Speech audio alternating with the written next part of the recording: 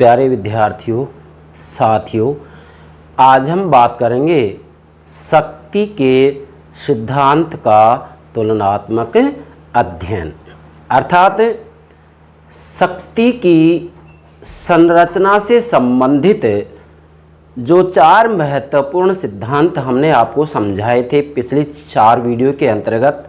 आप हमारी प्लेलिस्ट के अंतर्गत सभी वीडियो देख सकते हैं, ठीक है।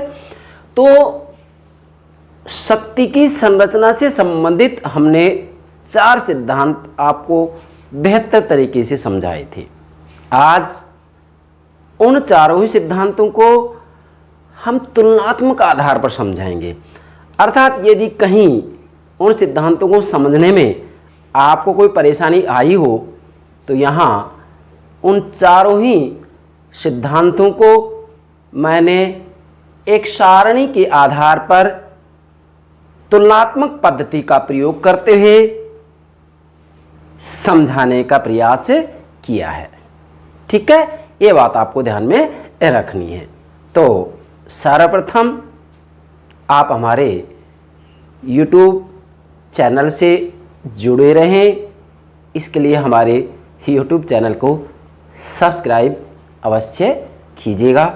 आशा करता हूँ आपने सब्सक्राइब कर दिया होगा। Thank you very much. अब देखो, चाहे राजनीति विज्ञान से संबंधित कोई भी प्रतियोगिता परीक्षा हो, उसमें भाई निश्चित रूप से शक्ति की संरचना, अर्थात शक्ति की संरचना से संबंधित जो 4 सिद्धांत हैं, इन चारों ही सिद्धांतों से संबंधित प्रश्न किसी न किसी रूप में पूछा ही जाता है। मैं यहाँ तक कहता हूँ कि 4-5 प्रश्न निश्चित रूप में पूछे जाते हैं। इसी के साथ में स्नातक स्तर के विद्यार्थी, स्नातकोत्तर स्तर के विद्यार्थी वास्तविक रूप में शक्ति की अवधारणा को ठीक से समझें। मैंने इन बातों को भी ध्यान में रखा है, अर्थात वास्तविक रूप में मैं अपने जो ये टॉपिक्स हैं इस रूप में समझाने का प्रयास करता हूं कि राजनीति विज्ञान के विद्यार्थियों को किसी भी रूप में कोई परेशानी नहीं आए। मेरे प्राणों से भी प्यारे विद्यार्थियों, मैं पूर्ण ईमानदारी से प्रयास करूंगा कि राजनीति विज्ञान से संबंधित जितने भी सिद्धांत हैं, जितनी भी अवधारणाएं हैं, अर्थात मेरा कहने का भावार्थ ये है कि राजनीति दर्शन और राजनीति विज्ञान, इन दोनों को मैं पूर्ण रूप में समझाने का प्रयास करूंगा। अर्थात राजनीतिक सिद्धांत के 2 पार्ट होते हैं, राजनीति दर्शन और राजनीति विज्ञान। तो मैं कंप्लीटली पूर्ण रूप में, संपूर्ण रूप में, समग्र रूप में राजनीतिक सिद्धांत को समझाने का प्रयास करूंगा।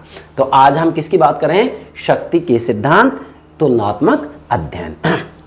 देखो, शक्ति की संरचना से संबंधित 4 सिद्धांत महत्वपूर्ण हैं।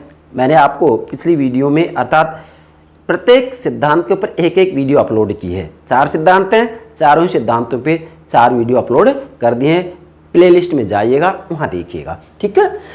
अब देखो 4 सिद्धांत कौन कौन से हैं। पहले तो आप इसकी तरफ चलिएगा। मैंने यहाँ पहला संकेत किया है, वर्ग प्रभुत्व का सिद्धांत होगा पहला, आप नोट कर सकते हैं। पहला सिद्धांत कौन सा लेंगे? वर्ग प्रभुत्व का सिद्धांत। अब यहाँ वर्ग परिप्रेक्ष्य कहा जाएगा, क्यों कहा जाएगा ये भी मैं आपको बताऊंगा। पहला सिद्धांत क्या होगा? यहाँ वर्ग प्रभुत्व। क्या होगा? वर्ग प्रभुत्व का सिद्धांत। दूसरा क्या है? विशिष्ट वर्गवादी सिद्धांत। तीसरा क्या है?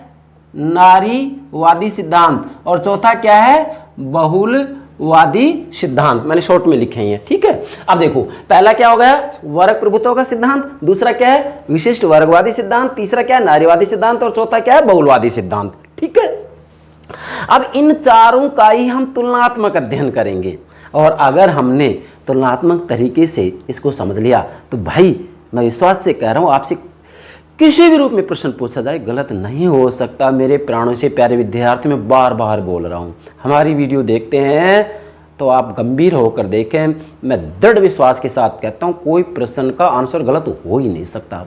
शर्त है। जिस रूप में आपको मैं समझा रहा हूं उस रूप में समझिएगा। अब देखो, अब इसकी तुलना करें उससे पहले मैं इसकी पृष्ठभूमि तैयार करता हूं। बहुत महत्वपूर्ण बात है। क्या यहां मैंने संकेत भी कर दिया है कि वास्तविक रूप में शक्ति का प्रयोग समाज में, आप नोट कर सकते हैं, शक्ति का प्रयोग, पावर का प्रयोग, शक्ति का प्रयोग समाज में विषमता, अन्याय और उत्पीड़न को जन्म देता है।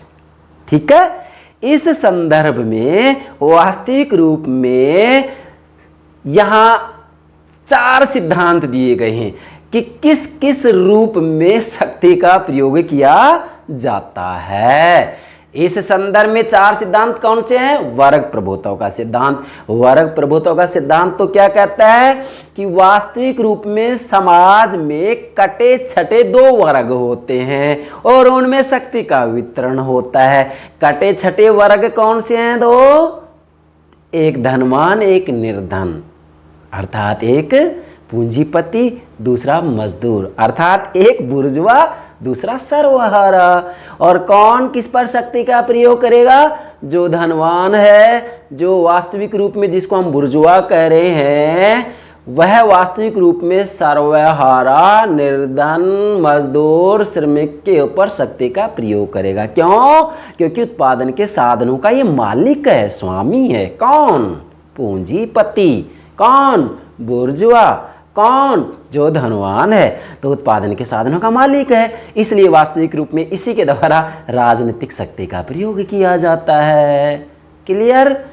अच्छा, विशिष्ट वर्गवादी सिद्धांत क्या कह रहा है? ये भी कह रहा है कि समाज में कटे छटे 2 वर्ग होते हैं, उनमें शक्तियों का वितरण होता है। एक विशिष्ट वर्ग होता है, दूसरा जनपुंज होता है, मतलब जनसाधारण होता है।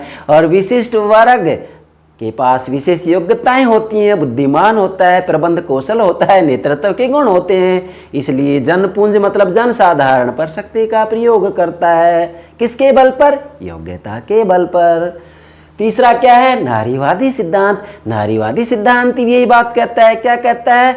कि वास्तविक रूप में यहाँ पर भी समाज में कटे छटे 2 वर्ग होते हैं। एक कौन है? पुरुष। दूसरा कौन है? नारी। कौन किस पर शक्ति का प्रयोग करता है? पुरुष नारी पर। किस आधार पर शक्ति का स्रोत क्या है? शक्ति का स्रोत यह है कि वास्तविक रूप में पुरुष होने के कारण ही, अर्थात उसके पुरुषत्व के कारण ही नारी के ऊपर शक्ति का प्रयोग करता है। तो वास्तविक रूप में यहां शक्ति का स्रोत कौन है? भाई, वर्ग प्रभुत्व सिद्धांत में शक्ति का स्रोत कौन है? निजी संपत्ति। निजी संपत्ति किसके पास होगी संपत्ति ज्यादा? बुर्जुआ या सर्वहारा? बुर्जुआरा। पूंजीपति या मजदूर? पूंजीपति। तो शक्ति का प्रयोग किस पर करेगा? बुर्जुआ सर्वहारा पर, पूंजीपति मजदूर श्रमिक पर। यहां शक्ति का स्रोत क्या होगा? योग्यता, बुद्धि, नेतृत्व के गुण। ये किस में होंगे? विशिष्ट वर्ग में होंगे।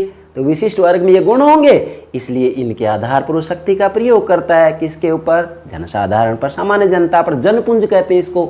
नारीवादी सिद्धांत के अंतर्गत शक्ति का स्रोत क्या होगा? शक्ति का स्रोत पुरुष का पुरुषत्व होगा। क्या होगा? पुरुष का पुरुषत्व होगा। इस आधार पर पुरुष नारी पर शक्ति का विस्तृत प्रयोग करता है। तो ये तीनों सिद्धांत तो कटे छटे 2 वर्ग मानते हैं। समझ गए भाई? वर्ग प्रभुत्व, विशिष्ट वर्गवादी सिद्धांत और नारीवादी सिद्धांत। अब चौथा क्या है? बहुलवादी सिद्धांत। बहुलवादी सिद्धांत समाज के अंतर्गत शक्ति के वितरण की दृष्टि से 2 विभाग नहीं मानता है, 2 पक्ष नहीं मानता है, 2 वर्ग नहीं मानता है, बल्कि इसका कहना है कि वास्तविक रूप में यहाँ शक्ति किसी एक वर्ग या एक विभाग के पास नहीं होती है, बल्कि यहाँ समाज में विभिन्न प्रकार के जो स्वायत्त समूह है, ऑटोनोमस, जो विभिन्न प्रकार के स्वायत्त समूह हैं, वो सभी समूह अपने से संबंधित शक्ति का प्रयोग करते हैं। कोई किसी के ऊपर शक्ति का प्रयोग नहीं करता है। यहाँ वास्तविक रूप में सभी समूह एक दूसरे से सौदेबाजी करते हैं और सौदेबाजी के आधार पर सभी अपने अपने हितों की प्राप्ति करते हैं। कोई किसी के ऊपर शक्ति का विस्तृत प्रयोग नहीं करता है। समझ गए बेटा?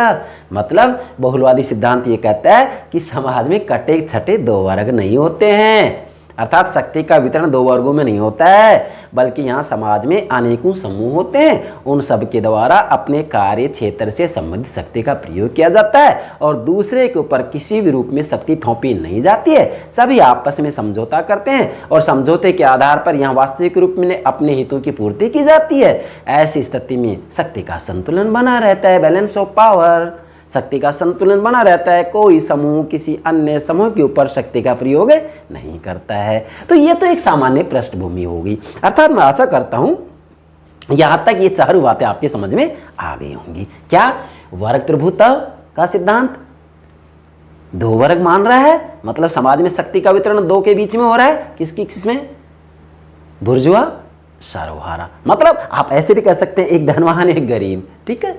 अच्छा, विशिष्ट वर्गवादी सिद्धांत भी कह रहा है कि समाज में शक्ति का वितरण दो के बीच में है। कौन कौन है विशिष्ट वर्ग, जो बुद्धिमान है, योग्य है, नेतृत्व के गुण है, और दूसरा क्या, जनसाधारण, जिनके पास योग्यताएं नहीं होती हैं। तो शक्ति का प्रयोग कौन करता है, विशिष्ट वर्ग। किस पर, जनसाधारण पर।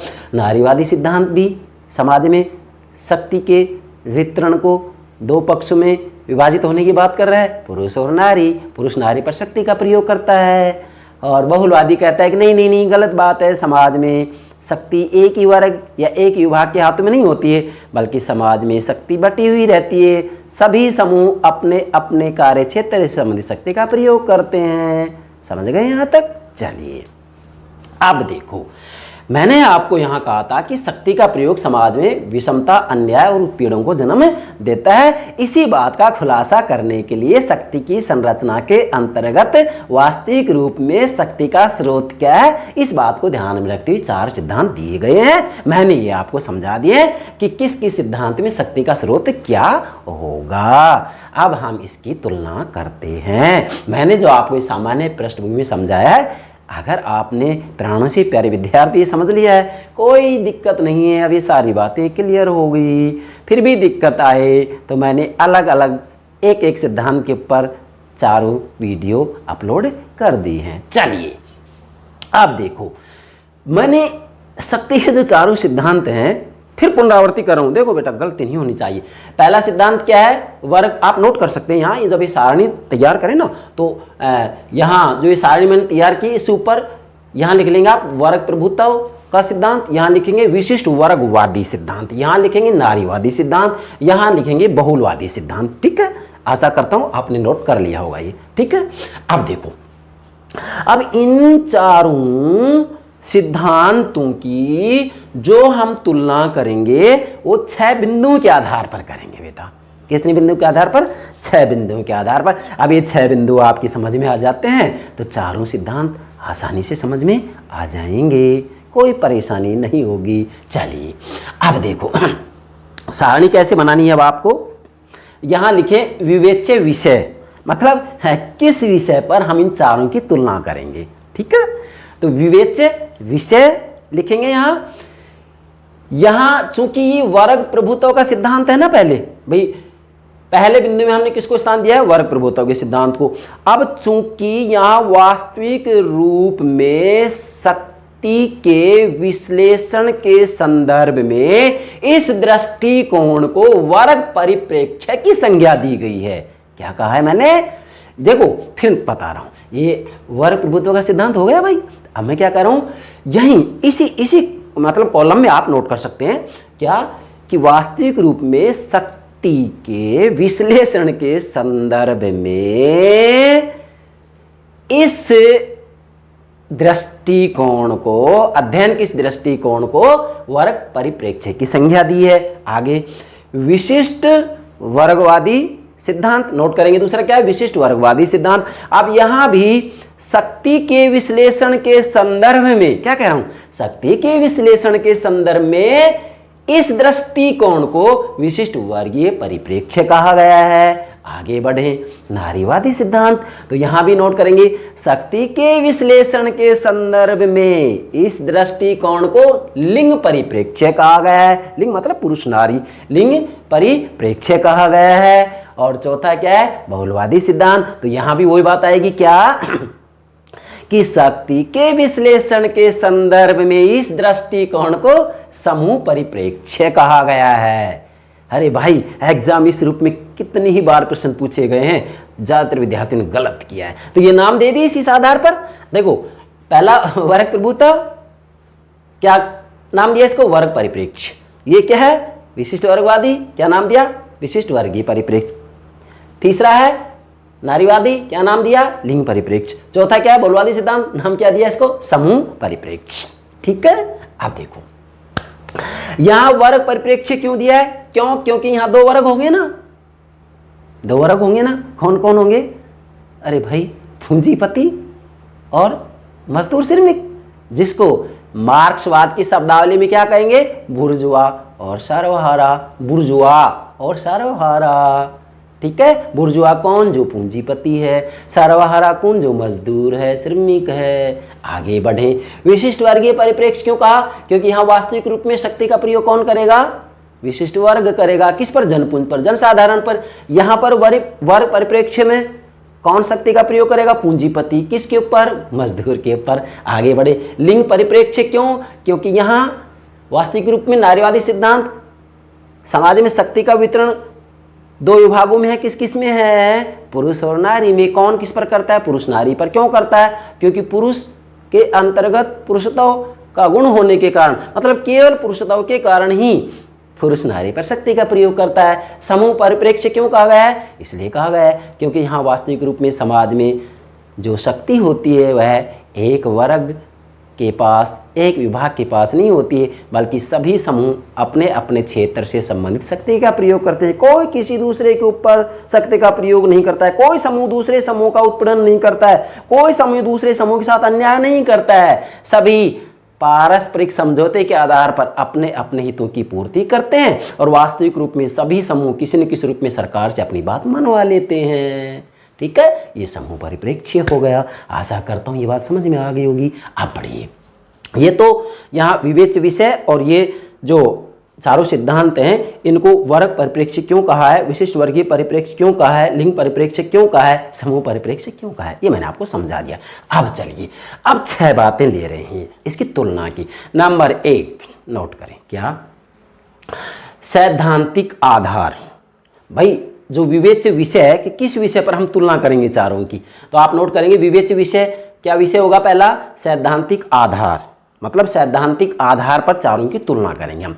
तो वास्तविक रूप में जो सैद्धांतिक आधार है वो वर्ग प्रभुत्व सिद्धांत के अंतर्गत हम जाएं तो इसका सैद्धांतिक आधार क्या होगा, मार्क्सवाद। ठीक है, मतलब वर्ग प्रभुत्व सिद्धांत का सैद्धांतिक आधार क्या होगा, मार्क्सवाद। विशिष्ट वर्गवादी सिद्धांत का सैद्धांतिक आधार क्या होगा, विशिष्ट वर्गवाद। ठीक है, नारीवादी सिद्धांत का जो सैद्धांतिक आधार होगा क्या होगा, नारीवाद होगा। और यहां जो बहुलवादी सिद्धांत है उसका सैद्धांतिक आधार क्या होगा, बहुलवाद होगा। मतलब यहां इन चारों सिद्धांतों का जो सैद्धांतिक आधार होगा वो मार्क्सवाद, विशिष्ट वर्गवाद, नारीवाद और बहुलवाद होगा। ठीक है, इन चारों विचारधाराओं के आधार पर इन्होंने अपने विचार दिए हैं। अच्छा, अब दूसरा, समाज के विभाजन की प्रकृति। दूसरा बिंदु क्या लेंगे, मतलब विवेच्य विषय पहला सैद्धांतिक आधार हो गया, आप नोट कीजिएगा। दूसरा क्या बिंदु बना रहे हैं हम, समाज के विभाजन की प्रकृति, अर्थात इन चारों ही सिद्धांतों के अंतर्गत समाज के विभाजन की प्रकृति के बारे में क्या कहा गया है। मैं इतने सामान्य रूप में समझा रहा हूं, आपको दिक्कत आ ही नहीं सकती है। देखो अब बढ़िए आगे, दूसरा बिंदु ले लिया हमने, मतलब विवेच्य विषय, भाई किस विषय पर तुलना कर रहे हैं। दूसरा बिंदु ले लिया क्या, समाज के विभाजन की प्रकृति, इसके ऊपर हम चारों की तुलना करें। चलिए, वर्ग प्रभुत्व का सिद्धांत हो गया।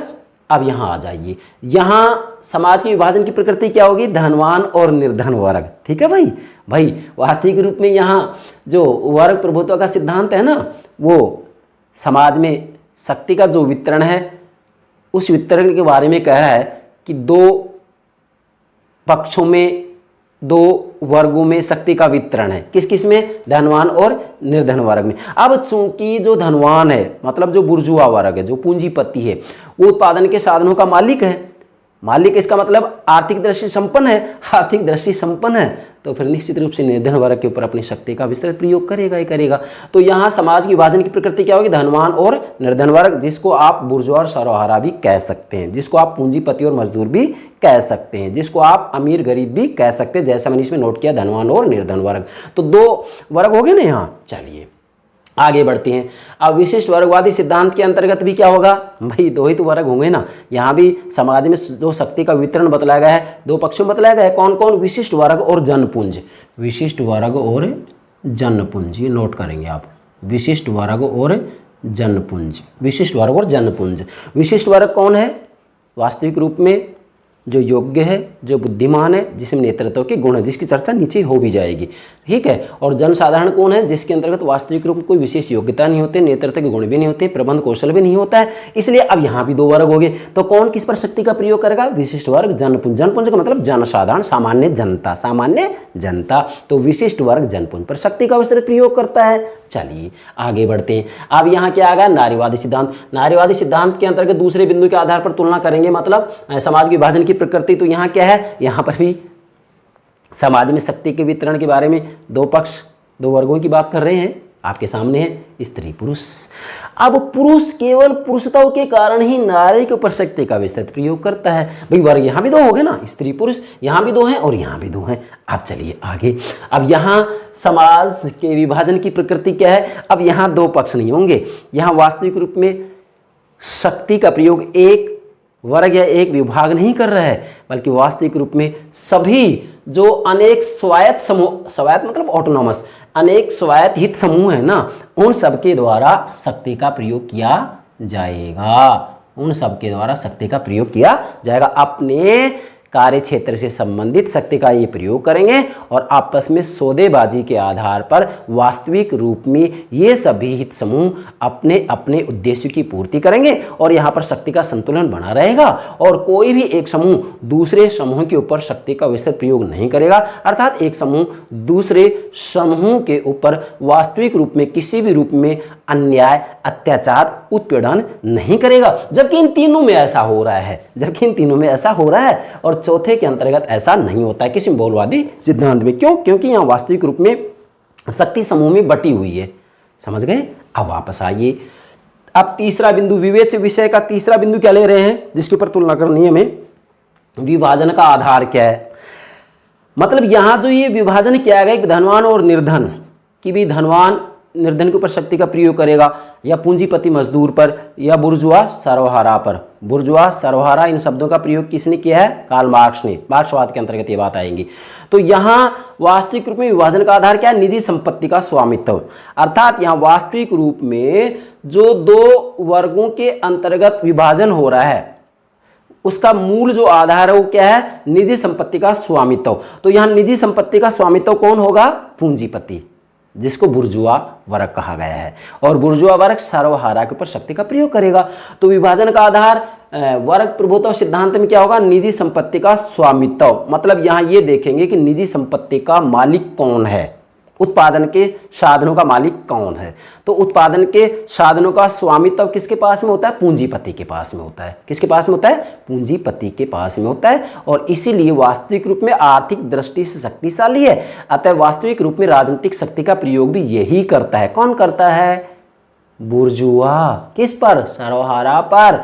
मतलब पूंजीपति मजदूर श्रमिकों के ऊपर शक्ति का विस्तृत प्रयोग करता है। किसके आधार पर? निजी संपत्ति की स्वामित्व के आधार पर। ठीक है, आगे बढ़े। अब विभाजन का आधार विशिष्ट वर्गवादी सिद्धांत में क्या होगा? देखो आपके सामने क्या लिखा मैंने, इने गिने, मतलब कुछ लोग, इने गिने लोगों की विशेष योग्यताएं। अब देखो यहाँ विभाजन का आधार क्या होगा?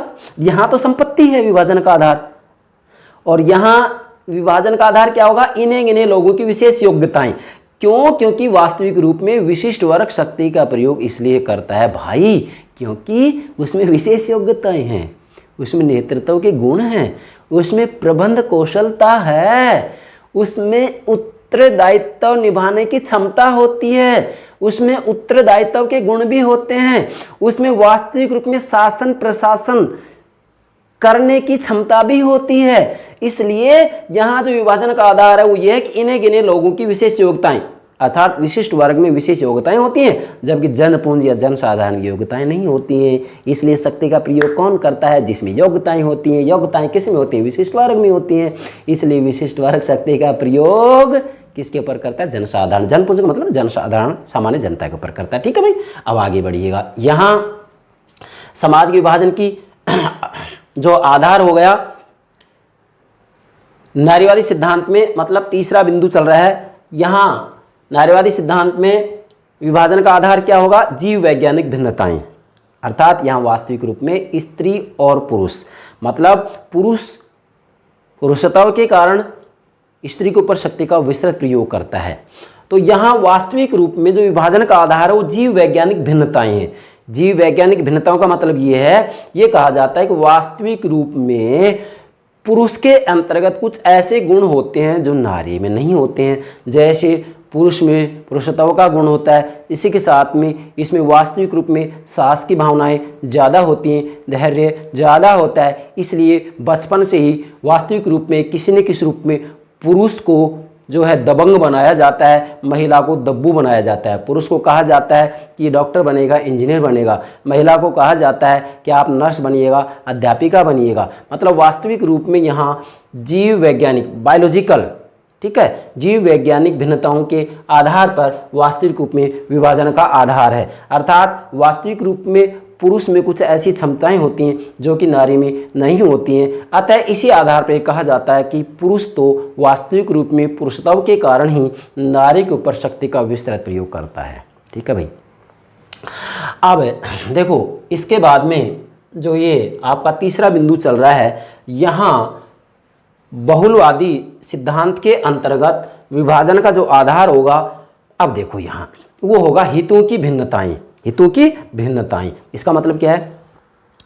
यहाँ समाज में कटे छटे दो वर्ग नहीं होंगे, बल्कि वास्तविक रूप में हितों के आधार पर समाज में विभिन्न प्रकार के संगठन बनाए जाएंगे।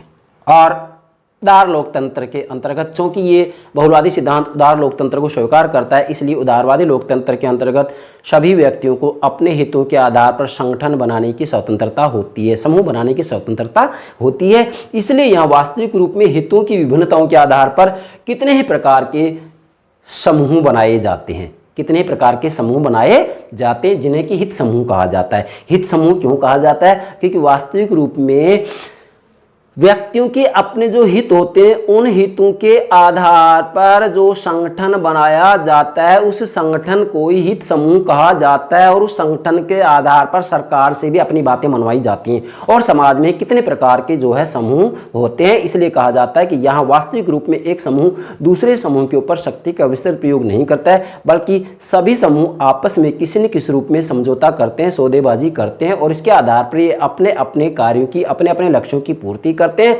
जिससे कि शक्ति का संतुलन बना रहता है। या कोई भी समूह दूसरे समूह के ऊपर शक्ति का किसी भी रूप में ना तो उत्पीड़न करता है दूसरे पक्ष का, ना ही अत्याचार करता है और ना ही अन्याय करता है। इसलिए यहाँ वास्तविक रूप में जो विभाजन का आधार है वो हितों की भिन्नताएं हैं। वापस आइए, अब विवेच्य विषय चौथा बिंदु ले रहे हैं, शक्ति धारकों की भूमिका क्या है?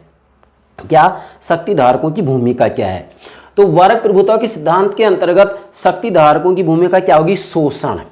अर्थात यहाँ वास्तविक रूप में जो धनवान है वो निर्धन वर्ग का, मतलब जो बुर्जुआ वर्ग है वो सर्वहारा वर्ग का शोषण करेगा। क्या करेगा? शोषण करेगा भाई। इसलिए तो मार्क्सवाद के अंतर्गत कहा गया है कि वास्तविक रूप में जो इन्होंने अपना अंतिम लक्ष्य बताया, क्या बताया? वर्गविहीन और राज्यविहीन समाज की स्थापना, जो कि लास्ट में जाकर के यहाँ हम आपको बताएंगे समाजवादी क्रांति के अंतर्गत चर्चा की जाएगी। ठीक है, तो इसका मतलब यहाँ तो क्या करेंगे? शक्ति धारकों की भूमिका किस रूप में होगी? यहाँ शोषण के रूप में होगी। आपके सामने क्लियर है ये, ठीक है। और वास्तविक रूप में जो विभाजन का आधार निजी संपत्ति होगी, संपत्ति किसके पास में होगी? जो बुर्जुआ वर्ग है, इसलिए सर्वहारा वर्ग का शोषण किया जाएगा। आगे बढ़े, यहाँ शक्ति धारकों की भूमिका वर्ग प्रभुत्व में तो क्या होगी? शोषण। और विशिष्ट वर्गवादी सिद्धांत के अंतर्गत शक्ति धारकों की भूमिका क्या होगी? संगठन और नेतृत्व। अर्थात यहाँ वास्तविक रूप में विशिष्ट वर्ग जनपुंज के ऊपर या जन सामान्य के ऊपर या जन साधारण के ऊपर शक्ति का प्रयोग संगठन और नेतृत्व के आधार पर करेंगे। किसके आधार पर करेंगे? संगठन और नेतृत्व के आधार पर करेंगे। और वास्तविक रूप में जन सामान्य से अपनी बात मनवाई जाती है। क्यों? क्योंकि इनके पास विशेष योग्यता होती है। वास्तविक रूप में कहा जाए तो विशिष्ट वर्ग के अंतर्गत शेर और लोमड़ी के गुण होते हैं। क्या कहा है मैंने? शेर और लोमड़ी के गुण होते हैं। ये बात आपको ध्यान में रखनी है। मतलब शेर जैसा साहस होता है, स्थिर परिस्थितियों के अंतर्गत भी वास्तविक रूप में उन परिस्थितियों का दृढ़ता से सामना करते हैं, और वास्तविक रूप में जब परिस्थितियां उनके अनुकूल नहीं होती हैं और वास्तविक रूप परिस्थितियां परिवर्तित होती रहती हैं, तो ऐसी स्थिति में वास्तविक रूप में विशिष्ट वर्ग में इतनी सूझबूझ होती है, इतनी नई सूझबूझ होती है कि वह परिस्थितियों के अनुसार अपने आप में समायोजन कर लेते हैं। तो परिस्थितियों के अनुसार अपने आप में समायोजन करना ये लोमड़ी का गुण है, और दृढ़ता से परिस्थितियों का सामना करना ये शेर का गुण है। तो विशिष्ट वर्ग के अंतर्गत वास्तविक रूप में यहाँ शेर और लोमड़ी के गुण पाए जाते हैं। अतः ये कहा जा सकता है कि वास्तविक रूप में शक्ति धारकों की जो भूमिका होगी विशिष्ट वर्गवादी सिद्धांत के अंतर्गत वो संगठन और नेतृत्व के रूप में होगी। चलिए, अब शक्ति धारकों की जो भूमिका होगी वो नारीवादी सिद्धांत के अंतर्गत भी क्या होगी? शोषण। क्या होगी? शोषण। आपके सामने शोषण। कौन किसका शोषण करेगा? पुरुष नारी का। क्यों करेगा? क्योंकि वास्तविक रूप में यहाँ बचपन से जीव वैज्ञानिक भिन्नताएं स्वीकार की गई हैं, और ये कहा गया है कि वास्तविक रूप में पुरुष में पुरुषत्व का गुण होने के कारण ही यहाँ शक्ति का व्यापक रूप में नारी के ऊपर प्रयोग किया जाता है। हमने कुछ किताबों का अध्ययन किया, उसके अंतर्गत यहाँ तक कह दिया गया है कि नारी का सम्मान तो मौन रहने में ही, मतलब नारी वास्तविक रूप में मौन रहे, यह उसका गौरव है। भाई, क्या ये बात स्वीकार कर ली जाए? है? नहीं। इसलिए वास्तविक रूप में नारीवादी सिद्धांत के अंतर्गत जब हम बात करेंगे तो शक्ति धारकों की भूमिका क्या होगी? यहाँ शोषण। शक्ति धारक कौन होगा? पुरुष। कौन होगा शक्ति धारक? पुरुष। और पुरुष किस पर शक्ति का प्रयोग करेगा? नारी के ऊपर। इसलिए यह पुरुष नारी का शोषण करता है। मैं यहाँ आपको बताना चाहूँगा, नारीवादी सिद्धांत तो यहाँ तक कहता है, मतलब वास्तव में नारीवादी सिद्धांत ने राजनीति की नई परिभाषा की मांग की है, और यहाँ तक कहा है कि वास्तविक रूप में पुरुष केवल सार्वजनिक क्षेत्र में नहीं बल्कि व्यक्तिगत क्षेत्र में भी नारी के ऊपर शक्ति का व्यापक प्रयोग करता है। इसलिए इन्होंने कहा है कि न केवल सार्वजनिक क्षेत्र बल्कि व्यक्तिगत क्षेत्र को भी वास्तविक रूप में राजनीतिक प्रकृति का मामला मानते हुए सरकार को इस संदर्भ में भी कानून बनाने चाहिए। मतलब व्यक्तिगत क्षेत्र का भावार्थ यहाँ ये है कि नारी को तो वास्तविक रूप में अपने परिवार और यौन संबंधों जैसे मामलों में भी पुरुष की बातों को मानना पड़ता है, और नारीवादियों का कहना है कि वास्तविक रूप में जो नितांत व्यक्तिगत क्षेत्र है इसे भी राजनीतिक प्रकृति का बनाया जाए, इसे राजनीतिक प्रकृति के रूप में मान्यता दी जाए और सरकार इसके संदर्भ में कानून बनाए। अतः जब सरकारें ऐसा कानून बनाएंगी तो वास्तविक रूप में पुरुष नारी के व्यक्तिगत जीवन से संबंधित क्षेत्र में किसी भी रूप में शक्ति का विस्तृत प्रयोग नहीं कर सकेगा। इसमें बहुत बातें हैं, उन सब बातों की चर्चा हमने नारीवादी सिद्धांत जब अलग से समझा तो उसमें दे दिए, इसलिए यहाँ तो इतना ही पर्याप्त है। और इसके बाद में शक्ति धारकों की जो भूमिका होगी वो बहुलवादी सिद्धांत में क्या होगी? परस्पर लाभ सिद्धि। क्या होगा यहाँ? परस्पर लाभ सिद्धि। नोट कीजिएगा, परस्पर लाभ सिद्धि। अब यहाँ दो वर्ग नहीं है, दो कट्टे छठे वर्ग नहीं है, बल्कि हितों के आधार पर विभिन्न प्रकार के समूह बनाए जाते हैं। ऐसी स्थिति में सभी समूह वास्तविक रूप में परस्पर लाभ प्राप्ति के लिए, परस्पर लाभ की सिद्धि के लिए वास्तविक रूप में शक्ति का प्रयोग करते हैं। अर्थात ये अपने अपने क्षेत्र में शक्ति का प्रयोग करते हैं। कोई समूह दूसरे समूह के ऊपर शक्ति का प्रयोग नहीं करता है। एक समूह दूसरे समूह के ऊपर किसी भी रूप में उत्पीड़न, अत्याचार, अन्याय नहीं करता है। वास्तविक रूप में ये केवल परस्पर लाभ प्राप्ति के लिए आपस में समझौता करते हैं। यहाँ शक्ति धारकों की भूमिका ये होगी। मतलब यहाँ एक समूह दूसरे समूह के ऊपर शक्ति का विस्तृत प्रयोग नहीं करेगा, कोई किसी के ऊपर अत्याचार, अन्याय नहीं करेगा, बल्कि सभी समूह आपस में समझौता करते हुए वास्तविक रूप में अपनी बात मनवाते हैं, अपने उद्देश्य की पूर्ति करते हैं, और सरकार से भी अपनी बात मनवाई जाती है। अतः इस आधार पर कहा जा सकता है कि यहाँ शक्ति का संतुलन बना रहेगा, कोई समूह किसी अन्य समूह के ऊपर शक्ति का प्रयोग नहीं करेगा। ठीक है, अब आइए इधर पांचवा विवेच्य विषय क्या होगा? परिवर्तन की संभावना। मतलब यहाँ ये है कि अब जो ये चारों सिद्धांत हैं, क्या वास्तविक रूप में इनके अंतर्गत जो शक्ति का प्रयोग किया जा रहा है तो क्या इसमें कुछ परिवर्तन किया जा सकता है? तो यहाँ पांचवा बिंदु बनाए परिवर्तन की संभावना। अब यहाँ जो वर्ग प्रभुत्व का सिद्धांत है, क्या बोल रहा हूं, जो ये वर्ग प्रभुत्व का सिद्धांत है, इसके अंतर्गत वास्तविक रूप में परिवर्तन की संभावना है। कैसे परिवर्तन की संभावना, अर्थात वास्तविक रूप में यहाँ परिवर्तन की संभावना इसलिए है कि वास्तविक रूप में जैसा कि मार्क्सवाद के अंतर्गत कहा गया है कि पूंजीवादी व्यवस्था का अंत होकर रहेगा। इन्होंने किस आधार पर ये बात कही है? ऐतिहासिक भौतिकवादी सिद्धांत के आधार पर, द्वंदात्मक भौतिकवाद के सिद्धांत के आधार पर ये बात कही है। दोनों सिद्धांत हमने अलग से आपको समझा दिए हैं, आप हमारी प्लेलिस्ट के अंतर्गत जाइएगा। इसका मतलब यह है कि परिवर्तन की यहाँ पर संभावना है।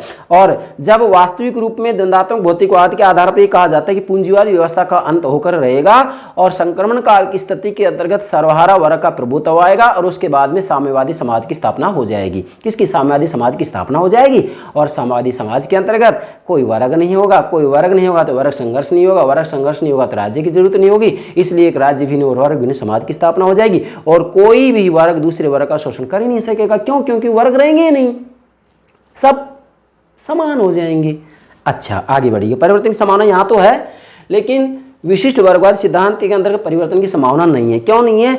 क्योंकि वास्तविक रूप में समाज में जो व्यक्ति योग्य होते हैं, बुद्धिमान होते हैं, वो किसी न किसी रूप में शक्ति का हमेशा के लिए प्रयोग करते रहेंगे। इसलिए यहाँ यदि परिवर्तन किया भी गया तो वास्तविक रूप में जो योग्य व्यक्ति हैं वो तो शक्ति का प्रयोग करेंगे ही करेंगे। ठीक है, इसलिए यहाँ वास्तविक रूप में विशिष्ट वर्गवादी सिद्धांत के अंतर्गत हम ये कहेंगे कि परिवर्तन की संभावना यहाँ पर नहीं है। अब यहाँ नारीवादी सिद्धांत के अंतर्गत परिवर्तन की संभावना है। परिवर्तन की संभावना कैसे? इसलिए कि वास्तविक रूप में यहाँ स्त्री और पुरुष की जो भूमिकाएं समाज के अंतर्गत सौंपी गई हैं, तो इनका कहना है कि वास्तविक रूप में यहाँ भूमिकाओं की दृष्टि से किसी भी रूप में कोई भेदभाव नहीं होना चाहिए। अर्थात पुरुष के द्वारा जो भूमिकाएं निभाई जाती हैं उनको महिला के द्वारा भी निभाया जा सकता है और महिला जिन भूमिकाओं को निभाती हैं उनको पुरुषों के द्वारा भी निभाया जा सकता है। अतः ऐसी स्थिति में कहा जा सकता है कि वास्तविक रूप में पुरुष नारी का शोषण करता है तो इनकी भूमिकाओं को परिवर्तित कर दिया जाए। जैसा कि कुछ विद्वानों ने यहाँ तक कह दिया है कि नारी की अलग से बस्तियाँ बसाई जानी चाहिए। वहाँ पर वास्तविक रूप में मानव जाति को बनाए रखने के लिए केवल पुरुष के पुरुषत्व का प्रयोग किया जाए, मतलब केवल संतानोत्पत्ति के लिए ही पुरुष के पुरुषत्व का प्रयोग किया जाए। बाकी नारी की बस्तियों के अंतर्गत पुरुष को किसी भी रूप में शक्ति के प्रयोग की कोई अनुमति नहीं दी जाएगी। इसलिए यहाँ वास्तविक रूप में जो है परिवर्तन की संभावना है। और बहुलवादी सिद्धांत के अंतर्गत परिवर्तन की आवश्यकता ही नहीं है। क्यों? क्योंकि परिवर्तन की जरूरत कहाँ आ रही है? यहाँ कोई किसी का शोषण नहीं कर रहा है, कोई किसी के साथ अन्याय नहीं कर रहा है। सभी समूह अपने अपने कार्य क्षेत्र के अंतर्गत शक्ति का प्रयोग करते हैं और आपस में समझौता करते हैं, अपने अपने हितों की पूर्ति करते हैं। इसलिए यहाँ वास्तविक रूप परिवर्तन की कोई आवश्यकता नहीं है। अच्छा, अब हमने विवेच्य विषय के अंतर्गत जो छठा बिंदु लिया है वो लिया है परिवर्तन के साधन क्या हो। मतलब यहाँ परिवर्तन किया जाएगा, भाई कुछ में किया जा रहा है, कुछ में नहीं किया जा रहा है, लेकिन फिर भी यहाँ बिंदु बनाया परिवर्तन के साधन क्या है।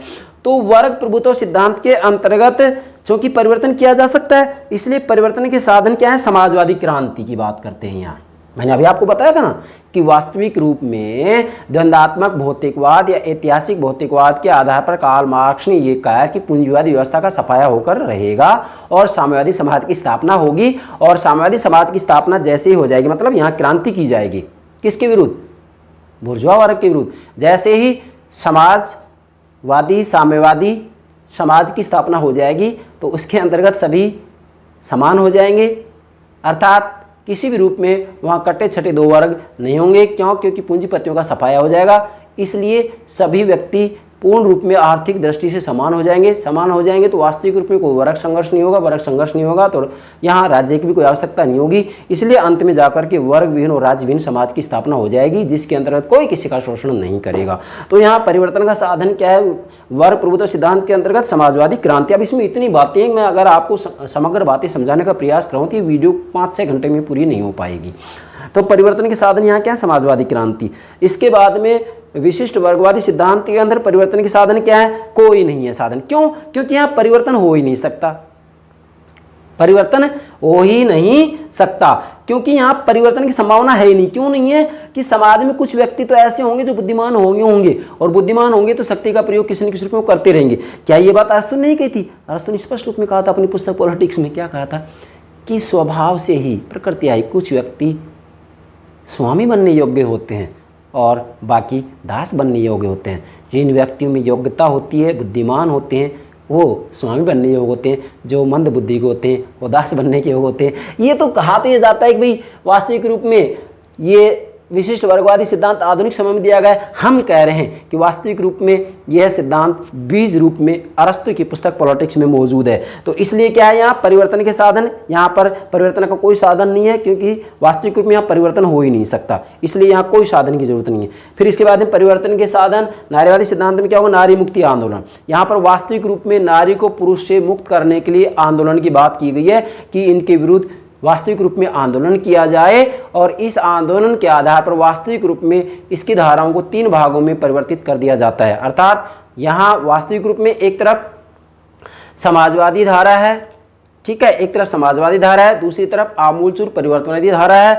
तीसरी तरफ उदारवादी धारा है। ये तीनों ही धाराएं वास्तविक रूप में किसी न किसी रूप में नारी की मुक्ति की बात करते हैं। किस रूप में क्या क्या बातें करते हैं, इसके लिए हमने नारीवादी सिद्धांत अलग से अपलोड कर दिया है, उसके अंतर्गत आप देखिएगा, अर्थात प्ले लिस्ट के अंतर्गत जाइएगा और इस नारीवादी सिद्धांत को समग्र रूप में देखिएगा। हालांकि ज़्यादातर बातें हमने यहाँ आपको बता दी है। तो यहाँ साधन क्या होगा, नारी मुक्ति आंदोलन। इसके बाद में परिवर्तन के साधन बहुलवादी सिद्धांत के अंतर्गत आवश्यक है ही नहीं। क्यों नहीं आवश्यक, क्योंकि यहाँ परिवर्तन की आवश्यकता है ही नहीं, आवश्यकता नहीं है तो फिर साधन भी आवश्यक नहीं है। क्यों, क्योंकि यहाँ 2 कट्टे छठे वर्ग नहीं, मैं बार बार कह रहा हूँ 2 कट्टे छठे वर्ग नहीं है, बल्कि समाज में हितों के आधार पर कितने ही समूह होते हैं, और वो सभी समूह अपने अपने क्षेत्र के अंदर शक्ति का प्रयोग करते हैं। कोई किसी दूसरे के ऊपर शक्ति का प्रयोग नहीं करता है, कोई किसी दूसरे को उत्पीड़न नहीं करता है, कोई किसी दूसरे का अत्याचार नहीं करता है, इसलिए यहाँ साधन की कोई आवश्यकता नहीं है। ठीक है भाई, ये चारों सिद्धांतों की हमने तुलना आपको समझाई है। आशा करता हूँ आपने यहाँ तक 6 बिंदुओं के आधार पर ये बातें समझ ली होंगी। प्राणों से प्यारे विद्यार्थियों, यदि कहीं को दिक्कत आए तो मुझे कमेंट के माध्यम से अवश्य अवगत कराइएगा प्लीज़। मैं बार बार कह रहा हूँ, मेरा लक्ष्य ये नहीं है कि बिना मतलब की वीडियो डालें, हमारा लक्ष्य है, मैं फिर जोर देकर कह रहा हूँ, मैं गरज कर कह रहा हूँ, बलपूर्वक तरीके से कह रहा हूँ कि मैं केवल इसी लक्ष्य को ध्यान में रखते हुए वीडियो तैयार करता हूं कि मेरे प्राणों से प्यारे विद्यार्थियों को राजनीति विज्ञान से संबंधित सभी महत्वपूर्ण बातें मैं किसी न किसी रूप में समझाता रहूं। ध्यान दें मेरे प्यारे विद्यार्थियों, मेरे मित्रों, मेरे साथियों, जो भी हमारी वीडियो देखते हैं, उन सभी से मेरा विशेष आग्रह है कि हमारी वीडियो को आप 10-5 मिनट ना देखिएगा, बल्कि पूर्ण रूप में उसे बार बार देखिएगा। आपको अगर समझ में नहीं आए तो मुझे कमेंट से अवश्य अवगत कराना। मैं दृढ़ विश्वास से कहता हूं कि अगर हमारी वीडियो को आप एक बार कंप्लीटली देख लेते हैं तो कोई कारण नहीं है कि आपके समझ में ना आए हो। ठीक है, ये चारों सिद्धांत की तुलना कर दी हमने, कितने बिंदुओं के आधार पर, 6 बिंदुओं के आधार पर। ठीक है, विवेच्य से 6 लिए, 6 बिंदुओं के आधार पर हम तुलना कर दी है। आप देखो, अब तुलना होने के बाद में भाई चारों सिद्धांत तुलना कर दी, अब इसका निष्कर्ष निकालने चारों सिद्धांतों का। चारों सिद्धांतों का निष्कर्ष क्या निकला, निष्कर्ष ये निकला जिसको कि हमने यहाँ 4 बिंदुओं के आधार पर समझाने का प्रयास किया है। निष्कर्ष ये निकलेगा कि चाहे आप कितना ही प्रयास कीजिएगा, यहाँ समाजवादी क्रांति की बात की जा रही है और कहा जा रहा है कि समाजवादी क्रांति की जाए, उसके बाद में सामाजिक समाज की स्थापना हो जाएगी और फिर कोई किसी का शोषण नहीं करेगा। लेकिन नहीं भाई, क्या सोवियत संघ का विघटन नहीं हुआ? क्या वहाँ पर वास्तविक रूप में साम्यवादी व्यवस्था की स्थापना नहीं की गई? लेकिन ऐसा होने के बावजूद भी राजनीतिक शक्ति नए नए रूपों में जन्म लेती है। आपने आर्थिक शक्ति का सफाया किया तो किसी अन्य रूपों में राजनीतिक शक्ति उभर कर सामने आ जाती है। यहाँ पर भी वास्तविक रूप में किसी न किसी रूप में शक्ति नए रूप में उभर कर आएगी। यहाँ पर भी यदि आपने पुरुष और स्त्री की भूमिकाओं को बदल दिया तो किसी न किसी रूप में शक्ति नए रूप में उभर कर सामने आएगी। यहाँ पर भी हम ये कहेंगे, कहा तो ये जाता है कि सभी समूह पारस्परिक समझौता करते हैं, कोई किसी के ऊपर शक्ति का प्रयोग नहीं करता है। लेकिन हम कह रहे हैं कि वास्तविक रूप में समाज के अंतर्गत कुछ ऐसे समूह होते हैं जो पूर्णतः शक्तिशाली होते हैं और निर्बल कमजोर समूह के ऊपर शक्ति का विस्तृत प्रयोग करते हैं, दुरुपयोग करते हैं, उनसे अपनी बात मनवाते हैं। तो मैं यहाँ ये कह रहा हूँ कि सच्चाई ये है कि वास्तविक रूप में आप यदि शक्ति के एक स्रोत को समाप्त करते हैं तो शक्ति का दूसरा स्रोत समाज में उभर कर सामने आता है और उसके आधार पर किसी न किसी रूप में शक्ति का दुरुपयोग किया जाता है। ये बात आपको ध्यान में रखनी है। अब इन सब बातों को ध्यान में रखते हुए मैंने निष्कर्ष रूप में आपके लिए 4 बिंदु बनाए हैं। इन चारों बिंदुओं को आप नोट कीजिएगा। पहला क्या है, इनमें से किसी भी सिद्धांत को शक्ति की समस्या का अंतिम समाधान नहीं माना जा सकता। ठीक है, इनमें से किसी भी सिद्धांत को शक्ति की समस्या का अंतिम समाधान नहीं माना जा सकता। ये जो चारों सिद्धांत मैंने आपको समझाया ना, इनके बारे में मैंने आपके लिए निष्कर्ष निकाला है, पहला बिंदु बनाया है। इनमें से किसी भी सिद्धांत को शक्ति की समस्या का अंतिम समाधान नहीं माना जा सकता। मतलब यहाँ वास्तविक रूप में समाजवादी क्रांति कर दी जाए और साम्यवादी समाज की स्थापना हो भी जाएगी तो ऐसी स्थिति में भी वास्तविक रूप में राजनीतिक शक्ति नए नए रूपों में उभर कर सामने आएगी।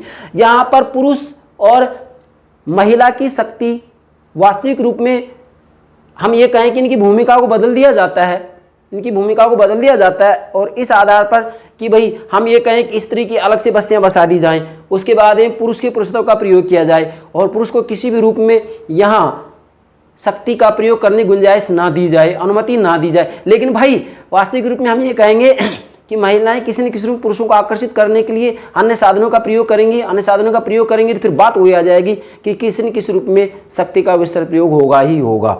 ठीक है, तो अब यहाँ इसके अंतर्गत वास्तविक रूप में समाज में सभी समूह शक्ति की दृष्टि बराबर नहीं होते हैं, कुछ शक्तिशाली होते हैं तो किसी न किसी रूप में जो निर्बल कमजोर समूह होते हैं उनके ऊपर शक्ति का विस्तृत प्रयोग किया जाता है। इसलिए क्या बिंदु बना, इनमें से किसी भी सिद्धांत को शक्ति की समस्या का अंतिम समाधान नहीं माना जा सकता है। ठीक है, दूसरा क्या बनाया, शक्ति के प्रयोग की इच्छा मनुष्य के स्वभाव की हिस्सा है। क्या, शक्ति के प्रयोग की इच्छा मनुष्य के स्वभाव का हिस्सा है। इसका मतलब ये हो गया कि वास्तविक रूप में चाहे आप वर्ग प्रभुत्व की बात करें, विशिष्ट वर्गवादी सिद्धांत की बात करें, नारीवाद की बात करें, बहुलवादी सिद्धांत की बात करें, शक्ति के प्रयोग की इच्छा तो मनुष्य का स्वभाव है।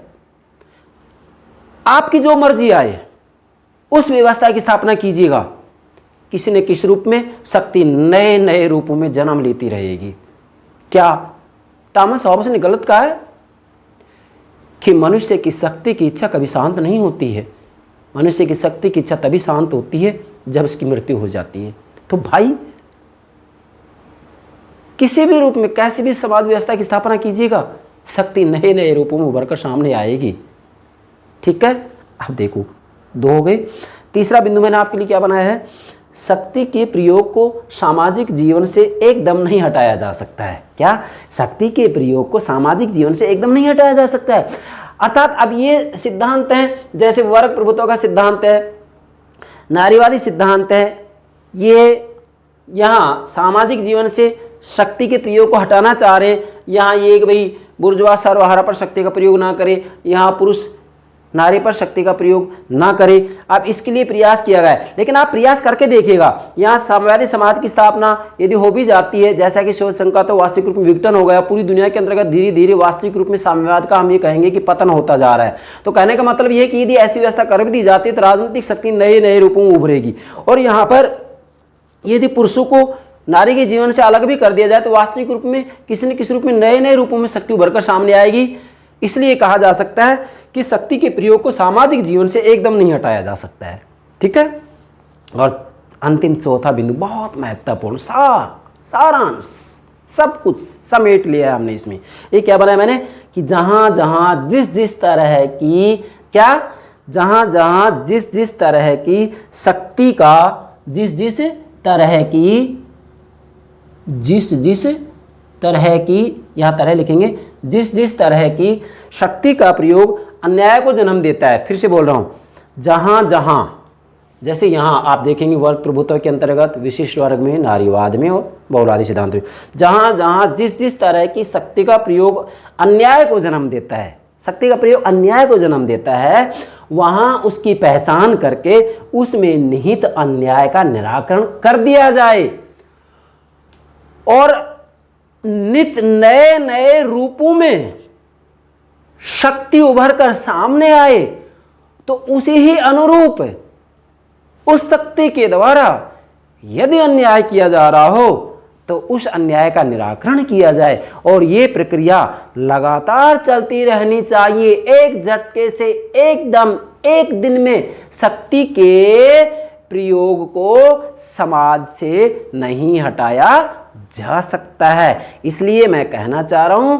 कि वास्तविक रूप में शक्ति का नए नए रूपों में प्रयोग किया जाता है। शक्ति के नए नए स्रोत उभर कर सामने आते हैं और उन नए नए शक्ति के रूपों की पहचान की जाए। जिस शक्ति के रूप के द्वारा, शक्ति के जिस स्रोत के द्वारा अन्याय, उत्पीड़न किया जाता है, शोषण किया जाता है, उस शक्ति के स्रोत को क्रमबद्ध तरीके से समाप्त किया जाए।